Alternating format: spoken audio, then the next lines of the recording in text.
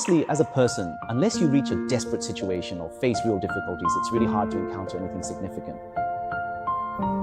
The fifth question, this is also something I'm really curious about. You used to be a staunch atheist. Why did you later come to believe in Christianity? What exactly happened in between? This is actually a really big question because there are so many ways to answer it. It would take a long time to explain everything, so I'll start by sharing a few points related to my own personal experiences. Actually, for someone to come to believe, especially someone like me, a first-generation believer whose parents don't believe, it's truly a great blessing that I was able to believe on my own. Some Christians have parents who are believers, so they just follow them to church and naturally come to believe. It's kind of ingrained from the start. But my situation was different. In today's China, for many people who come to believe in Christianity, what are their reasons for doing so? Unless they reach a desperate situation or face real difficulties, it's hard for them to encounter something that leads them to believe. So in China, what are those who come to believe in Jesus usually facing? Sick. Illness, age, and death. Yes. No, it's about encountering significant challenges, particularly those of a physical nature. But for me, it wasn't just a physical problem. I actually faced a major crisis in my own thinking. Back when I was in high school, I really did. I loved reading books, all sorts of miscellaneous books, including philosophical works in college, novels, martial arts fiction like Wulong and Jin Yong. These books depict all kinds of lives, and as a result, my reflections on life might have been deeper than most people my age. So I would think about these things. What is the meaning of life? What should we really pursue in this lifetime? And what is truly the most valuable thing for ourselves? When I was deeply thinking about these deep questions, I honestly couldn't find that ultimate, absolute value. I even felt lost when I was in college. Why am I alive? Just to eat, drink, go through daily routines, and then work. Make money, get married, have kids, and then wait to die, just like things are now.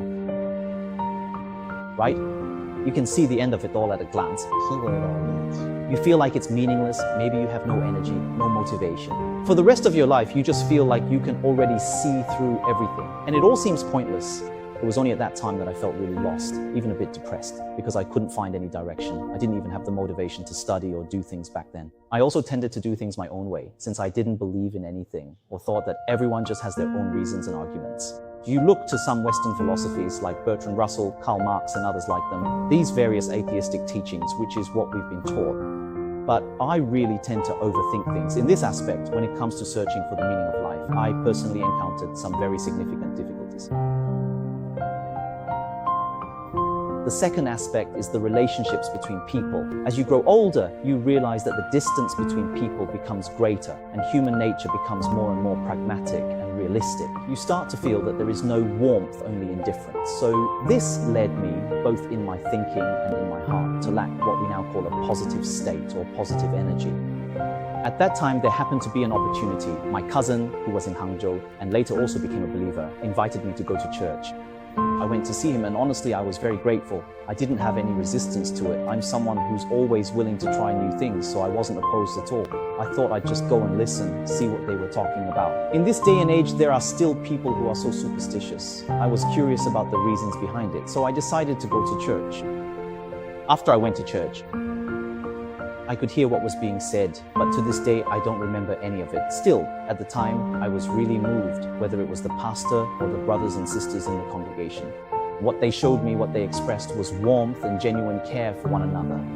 It was different from the coldness and harsh reality I mentioned earlier about society.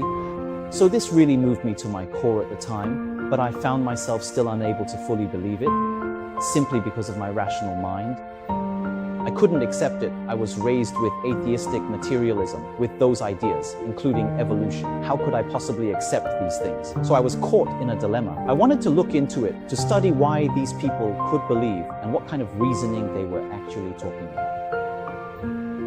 So I started to delve into it. Later, after I graduated and started my first job, I decided to give it a try. After work, I would listen to some talks. At the time, there were people from Peking University like Zhang Boli and Feng Bingqing who gave scientific testimonies and had studied abroad. I listened to them. Over there, I also listened to Pastor Fang Chong. As I listened and reflected on my own, I realized the way we perceive the world.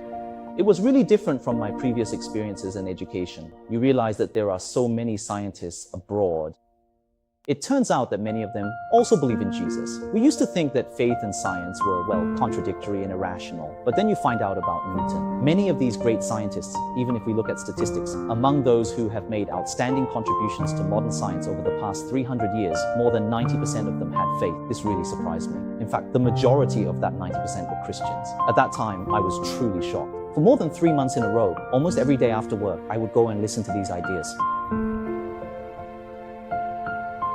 In my mind, I had two sets of ideas to compare: atheism, materialism, and Marxism. When I compared evolution and what I was hearing, I realized that this set of ideas was truly transcendent. So why was I able to accept it? Because when I reflected on these ideas, I found that this set of beliefs was better and more advanced than what I previously held, so I accepted it. So as for my faith, my entry point, this is how I began. This is one topic. As for why I accepted Christianity, that's another topic that could be discussed at length. We'll get to that step by step later. That's all for this video.